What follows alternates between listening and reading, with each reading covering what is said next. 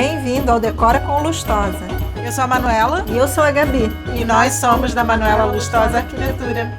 Aqui no nosso podcast você vai encontrar dicas de decoração, arquitetura e design. E estaremos aqui a cada 15 dias com um novo episódio. E no episódio de hoje, uma cliente silenciosa. Quem nunca contratou um serviço e se sentiu refém dele? Pois é, aconteceu comigo. Estava super animada que consegui um horário com aquele arquiteto cobiçado. Não pensei 2 vezes e já contratei ele. Me senti com muita sorte. Algumas vezes a indicação não vem de uma pessoa conhecida sua, vem da fama de ver o profissional atendendo gente conhecida, famosa. Daí a gente vai lá e contrata mesmo. Sim, esse foi bem o meu caso. Daí ele fez o projeto. E para minha decepção, ele não era exatamente a minha cara, sabe? Nossa, que chato, mas isso geralmente a gente resolve com uma conversa, não é? Sabe que eu sempre pensei assim mesmo. Uma boa conversa resolve tudo. Mas não foi bem isso que aconteceu lá. Nossa, e o que pode ter dado errado nessa conversa? Tudo. Ele usou um monte de termos técnicos, eu não entendo nada. Nunca tinha ouvido na vida. Fiquei até sem saber o que falar para ele. E não conseguia explicar o que eu realmente precisava. Ele não me dava uma chance. Sei bem como é isso. Quando isso acontece, já é sinal de que o profissional não está tão focado nas necessidades do cliente. Daí eu me vi numa situação muito ruim. Deixo minha casa virar um lugar que não tem nada a ver comigo? Ou com aquilo que eu preciso, ou eu desisto de tudo? Bem, não sei. Decisão complicada, hein? Como é que se resolve isso?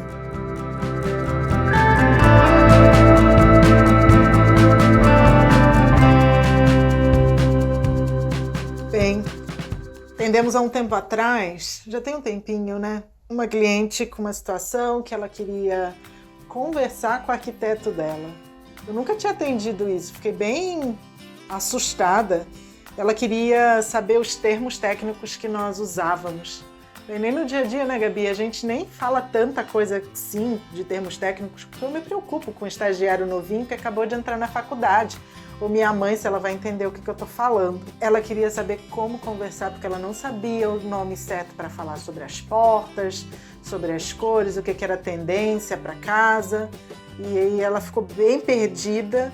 E aí eu orientei, olhei o projeto dela, fui dizendo o que era cada situação e ela foi anotando tudinho para poder ir lá bater um papo, né, com o cliente dela. Mas deu uma dor no peito de ver aquilo. Como ela não estava conseguindo conversar, né, com um profissional que ela sonhava tanto em contratar. Isso, e ela estava bem apreensiva de falar com o arquiteto que aquilo que ele tinha projetado para ela não era o sonho dela.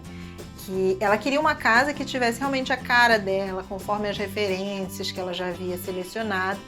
E ela não conseguia realmente, não só na parte técnica, mas de falar o que ela queria. Ela se sentia repreendida por ele. É chato isso. O arquiteto, o designer tem que criar a casa dos sonhos da pessoa. Afinal, tudo que a gente cria, né, Gabi? A gente não vai morar lá. Então tem que ficar a cara de quem vai morar, do nosso cliente.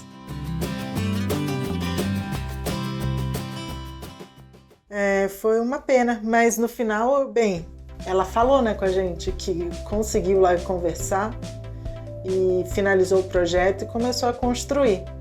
Mas é triste passar por um problema desse durante a execução de um projeto que ficou bonito, né? Mas no final não estava atendendo tanto os sonhos dela. Sim, porque a gente sabe que o período de execução de um projeto e até mesmo da obra tem alguns problemas. E se o cliente já começar a obra insatisfeito, a chance de ir uma coisa agravando a outra é muito maior. Daí, para contratar um arquiteto ou um designer, né, tem que se identificar, pelo menos com jeito, com estilo. Quem não gosta de alguém que fale muito alto, ou seja, muito espalhafatosa, não vai se identificar muito comigo, né, Gabi? Isso mesmo. E outra, também tem que curtir que a gente não usa maquiagem. Dá maior trabalho, imagina, para a obra toda maquiada. Bem, então você tem que identificar que se você quer um arquiteto, um profissional super arrumado, super extravagante para te atender, e se ele fala com a sua linguagem ou não, né? Mesmo porque muitas vezes o estilo pessoal acaba se refletindo nos projetos que o profissional executa, né? Você precisa realmente ver e pensar, eu acho até que será que eu conseguiria ser amigo dessa pessoa? Porque o período de um projeto, você fica em contato com um profissional, o arquiteto, por muito tempo. É porque a gente já virou amigo de vários clientes, né? É mesmo. Eu acho que é porque a gente se identifica, eles se identificam com a gente, aí fica um relacionamento interessante. Porque já pensou, na hora de fazer um projeto, tem cliente que não quer falar qual é o lado da cama que ele dorme, né? O casal.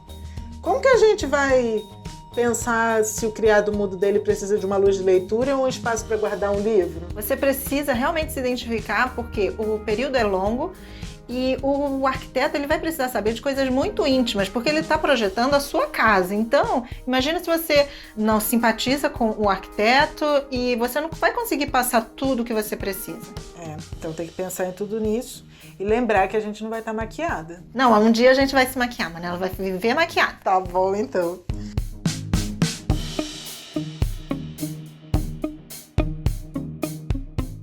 E conta pra gente o que você achou dessa história.